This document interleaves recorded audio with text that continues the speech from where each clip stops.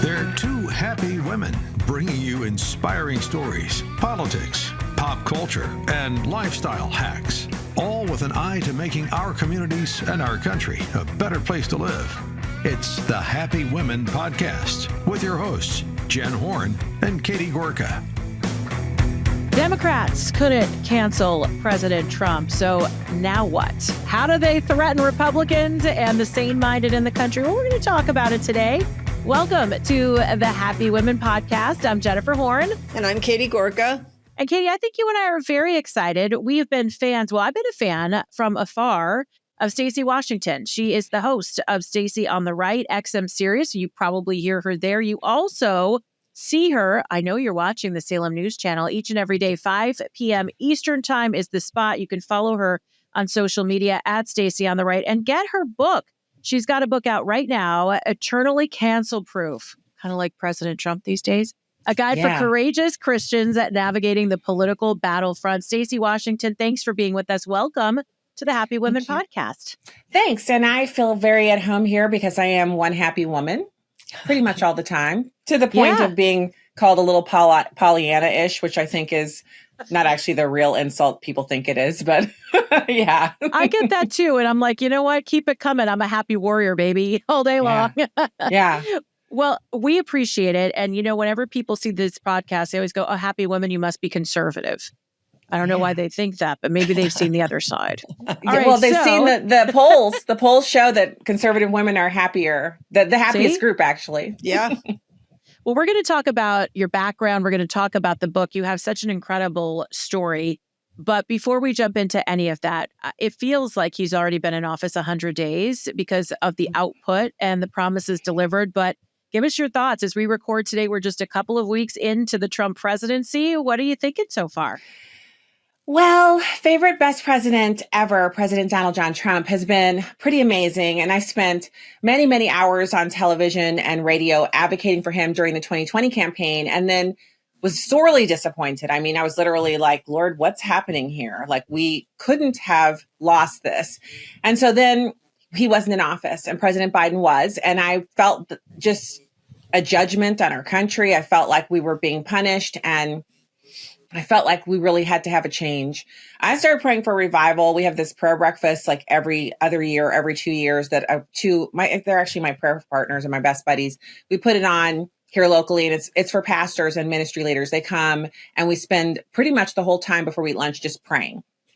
And we had that year, that same year of the election in 2020.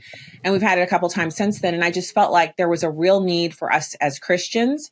Everyone in this country is not a Christian, but we have a majority population of people who are either Christians or they are not some other religion. And so therefore they consider themselves Christians. And I felt like we really needed to return to our first love. And I felt like over this past 4 years, there've been so many dastardly things that woke people up. And I was seeing people that were very unexpected. Like, we're talking about Elon Musk and Tulsi Gabbard, two very unexpected converts to Republican ideology. But even further than that, it was people at the local level, regular people. I would see them posting about Jesus or posting about, I'm praying. And I'm like, are you? Because I'm not sure where that prayer is going, like to the ceiling and then back down. Are you praying? Then I thought, Lord, please forgive me, because I'm sitting up here judging this person. They're having a public declaration of faith here.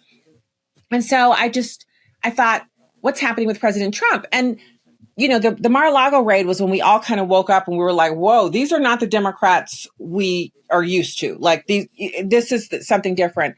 And so watching President Trump now, I can see that the 4 years he wasn't in office, he didn't do what I would have done. If I was married to Melania Trump, obviously I would be a man at that point, but work with me here.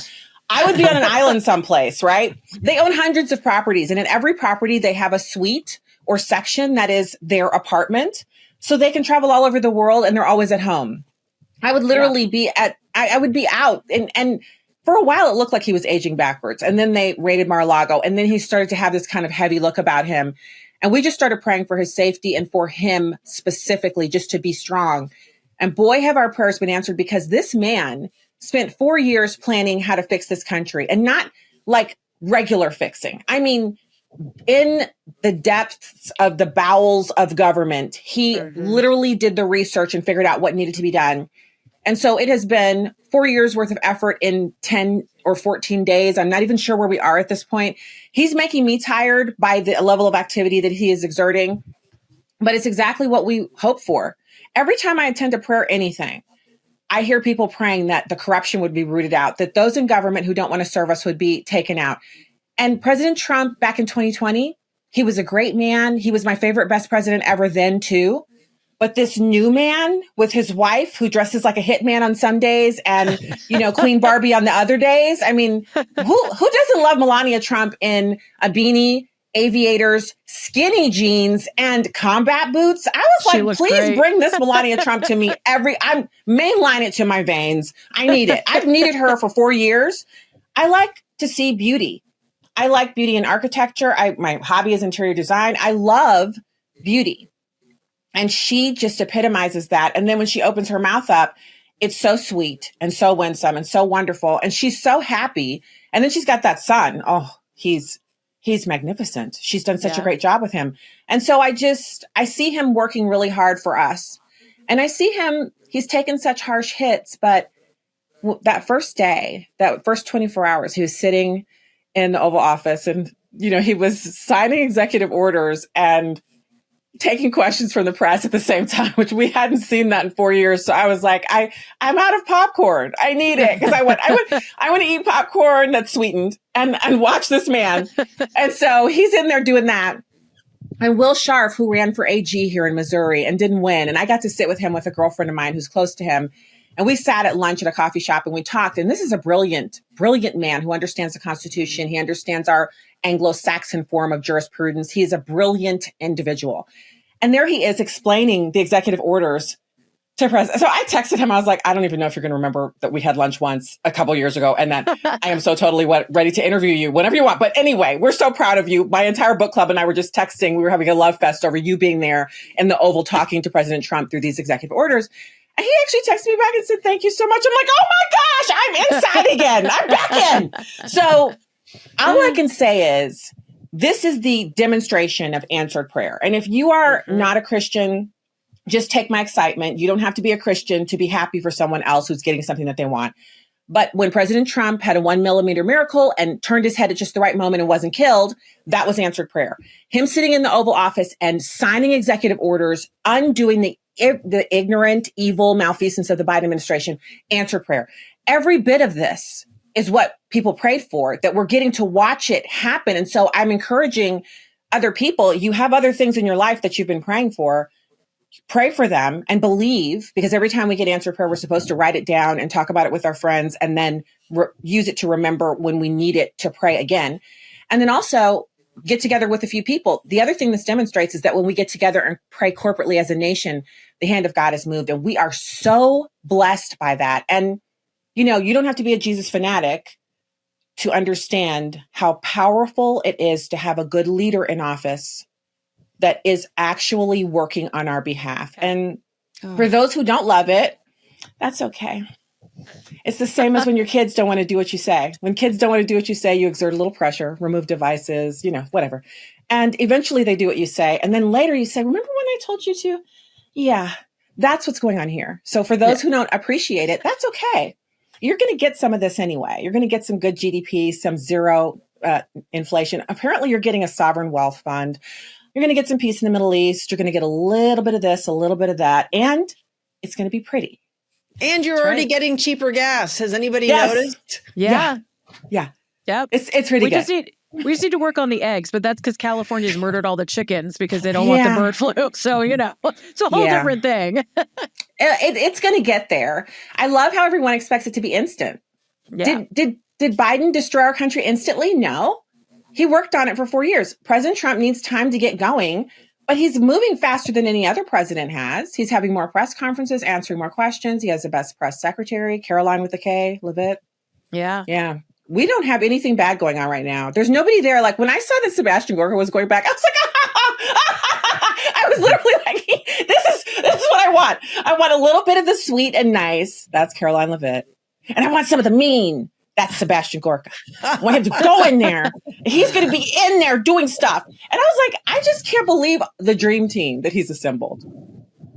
His Elon team Musk and his is tech just bros. been incredible. The way they are moving. All right, wait. Now I'm gonna hit the brakes because first of all, I'm a longtime fan of yours, and I have to tell you a funny story, which is when my book came out, Next Gen Marxism. Just have to throw that in there. When my book came out this past spring, we had a great publicist. My co-author and I, Mike Gonzalez, had a great publicist, and I was so excited because she got me an interview on your show, and it happened to be once when you were out, and so it was a guest host. So I was so bummed because I thought I was going to have this chance to meet. So I'm so happy. I've had you on the show though. You've been on the show before in your role at Heritage. I have, But I hate it when they do that. Somebody else, I know. They're not supposed to have good guests on when I'm not in, and I'm so rarely not in. Well, one year I actually worked all the way through, and I think I only took one day off to be sick and 1 week of vacation.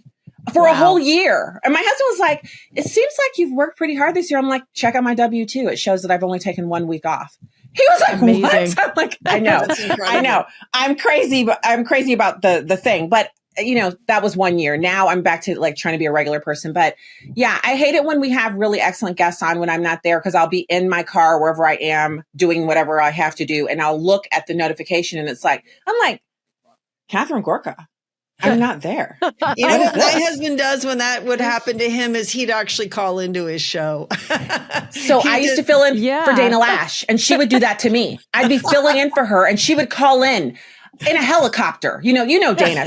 She's in a helicopter. She's in, she's about to go on stage, and she'd call in and say, Stacy, breaking news. And then she would talk for 15 minutes, and I'd be sitting there in the studio like, oh my gosh, Dana's like literally rocking out. She'd say, okay, but thank you for, filling in for me. I had to take over for a second because I couldn't let that go by without commenting on it. But now I'm going to go give my speech to, like 5,000 people. I'm like, okay, well, thank you. This is the Dana Show. Bye. We'll be right back.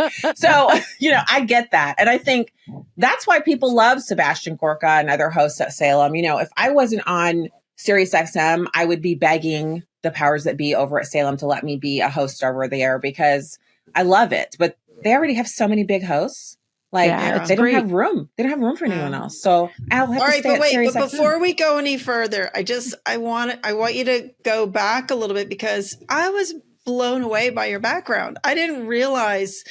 I just thought you were really a great media host. I didn't realize you had this rock star military background. So can you tell us, come on, unpack it for us a little bit. What got you to where you are? I actually joined the Air Force after going to college for 2 years and dropping out. So I was I don't have ADHD or ADD or whatever it is that people say they have, but I did not excel at the college environment. So went home for a year, worked at the Sport and Sound, which is like a on-base type of a sporting goods / electronics place for a year, joined the Air Force, met my husband on the 5th day at my first base. Wow. Yeah, I know. I was like, I can't believe that, we're actually married now for 28 years after that. Like we literally just landed at the same place. But I served on active duty and I went to Saudi Arabia. I was decorated while I was on active duty, and I shot marksman. One thing, I grew up with guns. My dad was in law enforcement my entire life. And so I grew up with guns. In fact, my dad actually pioneered the tablecloth on my mom's dining room table because he would put his firearm on it every day and she'd say, not on the table. And he'd still put it there. So she started putting a tablecloth on it so that it wouldn't scratch. So I grew up in that environment and I really didn't want to join the Air Force, but I did. And it was one of the best decisions I've ever made because I learned, I grew up in that environment. Like I grew up in there. And then I met my husband and I was able to, after I left there, be a stay-at-home mom. I did temp work and stuff until I got pregnant with our first child. And then I stayed home. And I didn't start doing any of this until her first day at kindergarten. Wow. We walked in and there was a little sign that said, Diversity Committee, join us. And I was like hell you will, Satan, not today. And I joined that committee. And literally the Lord enabled me with 2 other little black moms. It was like 3 black moms. And then later a same-sex couple joined and they wanted to have the gender neutral bathrooms. And we were already entrenched and we were like, no, we're not doing that in this school. And so we were able to have a student achievement and do all kinds of really cool stuff that I shouldn't have been able to do as a college dropout, but I was working with the principal and these other moms. And it was serving on the strategic planning committee where I interacted with board members, served as an appointee on the Board of Education, and then ended up losing my race by 453 votes. Spoke at the Tea Party under the Arch, which Dana Lash was the headliner there. Her and Dick Morris and Blunt, Senator Blunt. At the time, he wasn't even a senator. And here I am talking about the genocide of abortion. I had 5 minutes. And just thousands of people heard that. Jamie Allman was the morning show host at the time, asked me to do a weekly hit. I ended up going into the studio and I would be in there for like an hour and a half, giving out the call lines and everything else. Got the radio bug really hard and started doing a weekly show for them, and then did Christian radio, and then I left there. I did a podcast. I mean, I've done a whole bunch of different things, lots of fill-ins, and then ended up at Sirius XM, where I've been for 5 years. And I'll tell you, it's been an adventure. God put me on the adventure because obviously I didn't realize that having Stacy talks too much. Stacy finishes her work early so that she can talk on every report card from K through 9. I didn't realize that meant I need to be a radio host, but here we are. Welcome. There you go. It helps. That's for sure. Yeah. All right. So 1 second, just want to talk about a new product that Katie and I have both tried. Stacy, you would probably love this too. So as we all get a little older, right, there's more aches, more pains, thinning hair, wrinkling skin, even your nails start to get a little brittle. I want to tell you about our amazing product, Revive from Brightcore Nutrition. Easy to mix, and I can tell you it really is. Multi-collagen powder that helps strengthen your bones and joints. The best thing about Revive is that it works from the inside out. It's also going to help you rejuvenate your skin. So if you want to look your best, do it from the inside out. It'll help you grow your hair back thicker, healthier, and strengthen your brittle nails. Revive contains 5 types of collagen, which makes it different. Plus, hyaluronic acid, biotin, and vitamin C, which work synergistically to make you look and feel younger than ever before.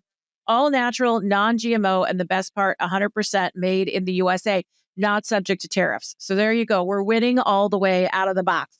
All right, today, exclusive for our listeners, get 25% off with code HAPPYWOMEN by going to mybrightcore.com/happywomen. You can call Brightcore as well and save up to 50% off there, plus free shipping. 888-927-5980. 888-927-5980. Their staff will make sure that Revive is right for you. 888-927-5980 or mybrightcore.com/happywomen. Use that code HAPPYWOMEN to save on your order. Stacy Washington is with us. Her book is Eternally Canceled: Proof, a Guide for Courageous Christians Navigating the Political Battlefront. You talked about being a stellar, involved mom. And that for so many women right now is the story. They are getting involved. They are fighting back against some of the craziness in education. What do you think, Stacy, about President Trump's idea to dissolve the Department of Education at the national level and return more control back to the locals? Yeah, I agree with that. I think the issue for us is we really need to have all taxpayer dollars that go to education follow the child, and that we need to have a sunset on property taxes across the country. It should be national policy that once you've paid your house off, your taxes are sunset at some point beyond that. Or as a person, a human being, I would only need to pay property taxes for the first 30 years that I own a home, something like that. The reason I say that is because in the district where we were in one of those little boutique districts where one of the highest median household incomes for the state of Missouri, a top tier district, either number 1 or number 2 by all the metrics that they use to measure. But the issue is that you have about 40% of the children in that district actually attending a private school. So they're getting 100% of the property tax, but they're only educating 60% of the kids. That means that they're able to hire 13, the administrator. She's a superintendent of curriculum instruction, superintendent of diversity and inclusion, superintendent of the entire school district. And the school board only manages the superintendent, sets a budget, and sets policy. You don't manage the people underneath there. So the thing can continue to grow. And they have it standardized across the country because of the Department of Education. So without that, we would see more innovation. We'd see states competing. We could still have national standards, right? You could still have national education standards that states would sign on to, but you don't need a Department of Education to do that.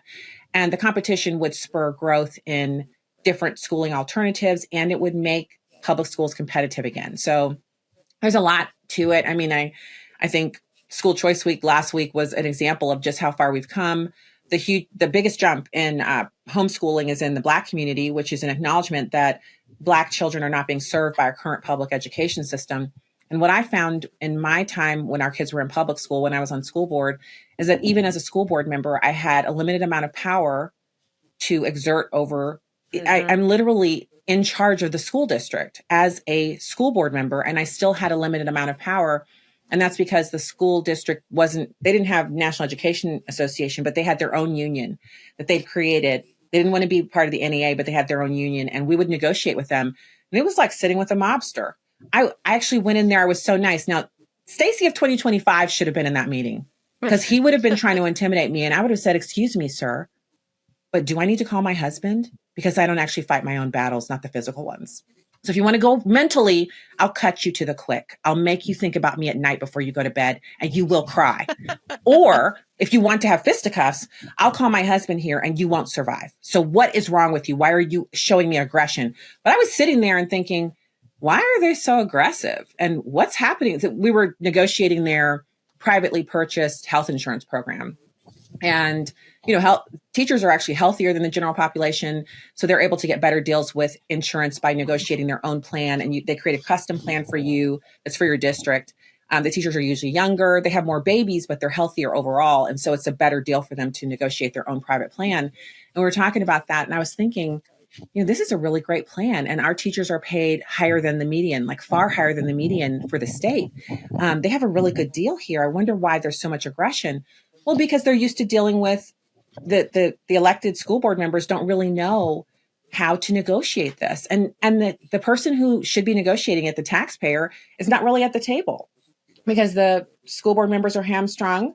The administrators are just sitting back. They don't want any part of it because they're not in the union anymore. They're administrators. And then you have this teacher guy who he used to teach social studies, and now all he does is throw his weight around as a union member. So I want to see Linda McMahon go WWE on the Federal Department of Education and take it down to the ground and leave it there. When she puts it on the ground, it should be dead. And then leave it there, leave that carcass there and let it rot for all to see. Like in the olden days, the new incoming conquerors would put the king's head on a pike and they'd leave it there so you could see it. So if you thought about rearing up, if you thought about going back to your old civilization, you could see the head on the pike. Your mayor was there. I mean, I know it's a horrible visual, but what they're doing to children is criminal. Los Angeles. I'm just kidding. I mean, look what they're doing to kids. Look what they're doing to American kids. And they're so proud of themselves. They're disgusting morons. They're irredeemable, kind of like cesspool dwellers, and they're proud. So you have to deal with evil. So evil can't be negotiated with. It has to be vanquished. We used to know that. Sometimes I say we used to be a real country where if you found out that some teacher was showing your child how to put a condom on a banana, the husbands in that community would have showed up at that guy's house, that teacher's house, and said, if it was a woman, we need to speak to your husband. What's going on? We need to speak to your husband. Do you know your wife is putting condoms on banana in front of our children? And that husband would have been like, no, not my wife. It would just have been different. Now everybody's like, we need to take back our schools. They're your kids. The school is yours. You pay for the air conditioning. You pay for the tax. Your taxes fund everything in there. That was my attitude towards them. Before I was even on school board, if I had a problem, I would come in and I'd say, let's talk about what's going wrong here. And they were like, well, we called you in because we suspended Maya because she was, doing something in one of those horrible tunnels, the little tube they would let the kids run through it. And a little boy pushed her. And so she pushed him back and he, threw her to the ground and was jumping down on her. And so she started choking him. And I'm like, my child's doing wrestling in school and you're suspending her. And so I said, let's talk about what's wrong here. And she was like, well, I thought we would. I said, no, I call my husband out of work and I have my 3-year-old here. And we're sitting here to talk about what you're doing wrong, the ways in which you are deficient in managing this building and the ways in which the teacher failed my child. And you have a piece of paper in a file somewhere on my child that you suspended her. The first thing we're going to do is pull that out. And then after we get done removing that from her file, we're going to talk about how next time there's an issue, before you suspend my child in school suspension, you're going to call me because I live 7 minutes by walking, 2 minutes by car, and I will come and deal with my child if you don't know how to deal with her, but you're not going to suspend her and make her feel bad when someone attacked her. We keep our hands and feet to ourselves. That's our family policy. And she was like, oh, and her whole attitude changed. Once she realized that I knew I was her boss, all of a sudden she was my employee. And that's the way I treated all of them. The psychologist was meeting with my daughter. I went in there. I was like, you're meeting with my child. I don't remember giving you permission to meet with my child. It's our attitude that needs to change. And so President Trump will give us the gift of abolishing the Department of Education. And then all of us as parents need to go into these buildings and we need to let them know, if you put porn books on the shelf, I'll check them out and I'll put them in my fireplace. So stop wasting our money. Stop doing this because it's nasty and it's not right for kids. But they know what they're doing. I wrote about that in my book. If you show a child sexual content in their formative years, it makes them not trust their parents and destroys the bond of trust between them. And then you can groom that child into any disgusting, horrible thing you want. That's why they're doing it.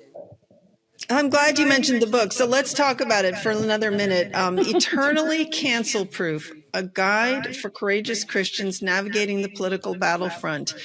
Who should be reading your book and what are they going to get out of it? So you don't have to be a Christian to read the book, but if you do read it, you might get a little inspired to go out and do some of the things we've seen President Trump do. He's the ultimate uncancelable dude. He really doesn't believe in getting canceled. I've been canceled a couple of times. I cover those in the book, but I mostly talk about parenting. I talk about war, critical race theory, education. There's a chapter on abortion. I talk about the way our government was set up and how God gifted us this amazing experiment, which some people call it an experiment, but it's actually the same form of government that the Israelites were first given through Moses. God gave this form of government to them, representative government. And the U.S. Constitution guarantees the United States a Republican form of government. Our federal government guarantees the United States with their individual constitutions a Republican form of government, not a Democrat form of government, not a democracy, a Republican form of government. So if you read it, whether you're a Christian or not, you're going to learn a lot about how our government works, how our country works, how a family works, and how you can apply these things to fix things, whether it's the local level or the state level, or maybe you want to help work within the federal bureaucracy, how you can just basically take the courage that's needed and do what needs to be done. Because that's the issue that we've been having is we don't have courage. And the reason President Trump, one of the reasons he's president right now is because when he was shot in the ear, there's that image of him on the ground. He's on that stage. Yeah. And the camera woman caught him in a moment of reflection. He's seen the blood on his hand. He's reflecting, and there's a light shining in there because it's a bright, sunny day. And it's a moment we rarely get to see where someone is within an inch of death and takes stock and decides to keep going. Usually this happens behind closed doors. We see the aftermath. We caught it on camera that day. He made a decision in that moment to keep going. And then he stood up and he told everyone to fight. That was a pivotal moment for us as a country because we have to take that same attitude, that same fortitude, that courage into ourselves and continue to fight because there'll be so much more to be done when President Trump leaves office in 4 years. And we can't sit back for a minute because evil has to be vanquished. It has to be fought and it has to be vanquished. We can't just fight it. We have to vanquish it. And that's our role, Christian or not. But I prefer you were a Christian because if you want to be a happy woman, being a Christian kind of It helps. It helps. And I do guarantee. Well, we can't promise 100% of the time. I say mostly Happy Women podcast is the name of the show. Mostly. But mostly is happy because that's what we do. We round up, right? We're like happy 80% of the time. That's happy. And I really do believe what you're onto here, just wrapping things up with you, Stacy, and the book again, Eternally Cancel Proof, a guide for courageous Christians navigating the political battlefront. What President Trump has taught us, what we learn through our faith, is that if you have a relationship that's solid with Jesus, with God, with whatever you find in your life, somebody can't cancel you. You said yourself that you were canceled twice, but I don't believe anybody could cancel you, Stacy Washington. They could try to cancel you, but they're not going to. And I think that's a strength that we all need to find that President Trump has shown us. Oh my gosh. I actually, my husband and I were joking around because I ended up at Sirius XM. So what happened is I get canceled off Christian radio. I take time off. I'm doing a podcast, but I take time off and I start studying with a friend of mine who's like, she's 96 this year. And this is back when we started studying together, she's in her late 80s. And we spent a year and a half studying the Bible together. And I was gardening and studying the Bible. And then they asked me to fill in at SiriusXM. And so I'm filling in for Andrew Wilkow and David Webb. And I told my husband I was having so much fun. And he was like, well, whoever thought this is where you would land after that horrible, ending to your Christian radio show? I was like, yeah. And then I get hired at SiriusXM. And we were joking the night before we went live Monday through Friday. He said, if they strike you down, you'll come back stronger than ever before. And I was like, that's right. The Star Wars references always work. So that's how I really view it that way. If you come for me, understand I'm not doing anything to you. I'm just going to pray and be like, Lord, what you got next? Because if this is over, there has to be something else that's coming. And I'm just going to go into that and see what it is. I don't know. We're not guaranteed any of this stuff. I don't know if I'm going to be on Sirius next year. I hope I will. But I didn't know I was going to be on Salem doing TV. Like when they asked me to do that, I was like, is this a joke? Why would you guys want me to do a TV show? He was like, we want you to do a TV show. Are you going to do it or not? I'm like, okay. So you never know what you're going to get to do. We have to have a good attitude about the things that the Lord has given to us. And then, because I was thinking about you guys when I saw on Facebook that Seb was going back to DC. I was like, oh my gosh, this is it gets better every day. I literally, my husband came in, he was like, what are you yelling about? I'm like, Sebastian Gorka is going back to the White House. He said, really? That's really good news. I'm like, I know. So you don't know. You don't know what you're going to get to do. Well, we know that we got to just be open to all of it and ready to go. And like President Trump said, fight, fight, fight. And I know you are right there with us, Stacy Washington. Give her a follow. Stacy on the Right. Check out her SiriusXM show as well. And then get the book, Eternally Cancel Proof, a guide for courageous Christians navigating the political battlefront. It will help us all be happy warriors. Stacy, thanks so much for being with us. Thank you for having me on today. It's so good to see you both. You are so fun. All right. So got to remind you to get Katie's book at katiegorka.org. You can get the book. It's called Next Gen Marxism. And of course, you can give her a follow. Just search Catherine Gorka on Facebook, Gorka Katie on X. And you should always follow us. And you can follow me, Instagram, Facebook, Jennifer Horn Radio, at Jennifer Horn on X and Truth. Those 5-star reviews really help for the podcast. So if you can keep those coming and share Happy Women with your friends, we really do appreciate that. You can connect on all of our platforms at salempodcastnetwork.com. And thanks so much for joining us for another episode of the Happy Women Podcast.